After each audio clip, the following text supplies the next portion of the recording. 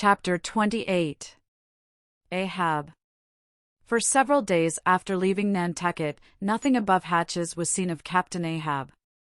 The mates regularly relieved each other at the watches, and for aught that could be seen to the contrary, they seemed to be the only commanders of the ship, only they sometimes issued from the cabin with orders so sudden and peremptory, that after all it was plain they but commanded vicariously.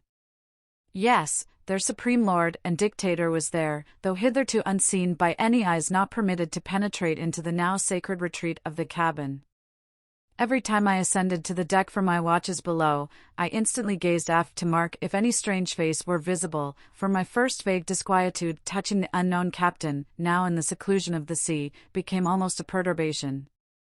This was strangely heightened at times by the ragged Elijah's diabolical incoherences uninvitedly recurring to me, with a subtle energy I could not have before conceived of. But poorly could I withstand them, much as in other moods I was almost ready to smile at the solemn whimsicalities of that outlandish prophet of the wharves. But whatever it was of apprehensiveness or uneasiness, to call it so, which I felt, yet whenever I came to look about me in the ship, it seemed against all warrantry to cherish such emotions. For though the harpooneers, with the great body of the crew, were a far more barbaric, heathenish, and motley set than any of the tame merchant ship companies which my previous experiences had made me acquainted with, still I ascribed this, and rightly ascribed it, to the fierce uniqueness of the very nature of that wild Scandinavian vocation in which I had so abandonedly embarked. But it was especially the aspect of the three chief officers of the ship, the mates, which was most forcibly calculated to allay these colourless misgivings, and induce confidence and cheerfulness in every presentment of the voyage. Three better, more likely sea officers and men, each in his own different way, could not readily be found, and they were every one of them Americans, a Nantucketer, a Vineyarder, a Cape man. Now, it being Christmas when the ship shot from out her harbour, for a space we had biting polar weather, though all the time running away from it to the southward, and by every degree and minute of latitude which we sailed, gradually leaving that merciless winter, and all its intolerable weather behind us. It was one of those less lowering, but still grey and gloomy enough mornings of the transition, when with a fair wind the ship was rushing through the water with a vindictive sort of leaping and melancholy rapidity, that as I mounted to the deck at the call of the forenoon watch, so soon as I levelled my glance towards the taffrail, foreboding shivers ran over me. Reality outran apprehension. Captain Ahab stood upon his quarter-deck. There seemed no sign of common bodily illness about him, nor of the recovery from any.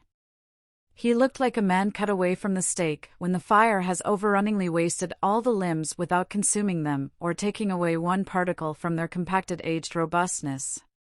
His whole high, broad form seemed made of solid bronze, and shaped in an unalterable mould, like Cellini's cast Perseus. Threading its way out from among his grey hairs, and continuing right down one side of his tawny scorched face and neck, till it disappeared in his clothing, you saw a slender rod-like mark, lividly whitish.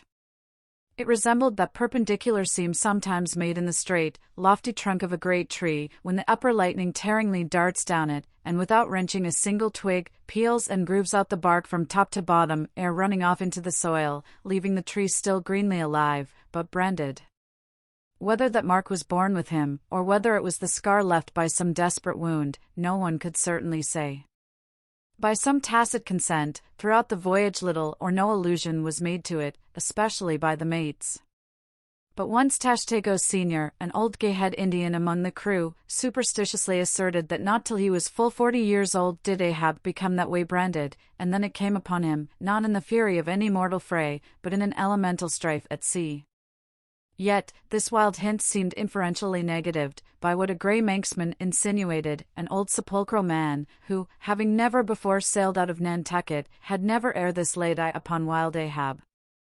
Nevertheless, the old sea traditions, the immemorial credulities, popularly invested this old Manxman with preternatural powers of discernment. So that no white sailor seriously contradicted him when he said that if ever Captain Ahab should be tranquilly laid out, which might hardly come to pass, so he muttered, then, whoever should do that last office for the dead, would find a birthmark on him from crown to sole. So powerfully did the whole grim aspect of Ahab affect me, and the livid brand which streaked it, that for the first few moments I hardly noted that not a little of this overbearing grimness was owing to the barbaric white leg upon which he partly stood. It had previously come to me that this ivory leg had at sea been fashioned from the polished bone of the sperm whale's jaw. He was dismasted off Japan, said the old gay-head Indian once, but like his dismasted craft, he shipped another mast without coming home for it. He has a quiver of M. I was struck with the singular posture he maintained. Upon each side of the Pequod's quarter-deck, and pretty close to the mizzen shrouds, there was an auger hole, bored about half an inch or so, into the plank. His bone leg steadied in that hole, one arm elevated, and holding by a shroud, Captain Ahab stood erect, looking straight out beyond the ship's ever-pitching prow. There was an infinity of firmest fortitude, a determinate, unsurrenderable willfulness, in the fixed and fearless, forward dedication of that glance.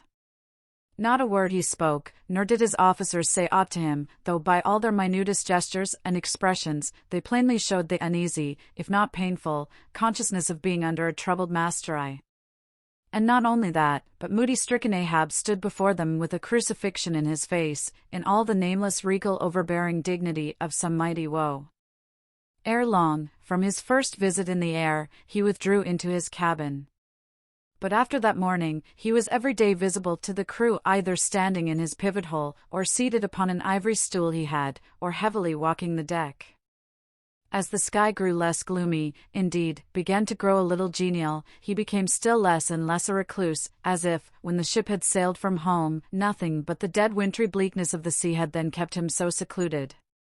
And by, it came to pass that he was almost continually in the air, but, as yet, for all that he said, or perceptibly did, on the at last sunny deck, he seemed as unnecessary there as another mast. But the Pequod was only making a passage now, not regularly cruising, nearly all whaling preparatives needing supervision the mates were fully competent to, so that there was little or nothing, out of himself, to employ or excite Ahab, now, and thus chase away, for that one interval, the clouds that layer upon layer were piled upon his brow, as ever all clouds choose the loftiest peaks to pile themselves upon. Nevertheless, ere long, the warm, warbling persuasiveness of the pleasant, holiday weather we came to, seemed gradually to charm him from his mood. For, as when the red-cheeked, dancing girls, April and May, trip home to the wintry, misanthropic woods, even the barest, ruggedest, most thunder-cloven old oak will at least send forth some few green sprouts, to welcome such glad-hearted visitants, so Ahab did, in the end, a little respond to the playful allurings of that girlish air.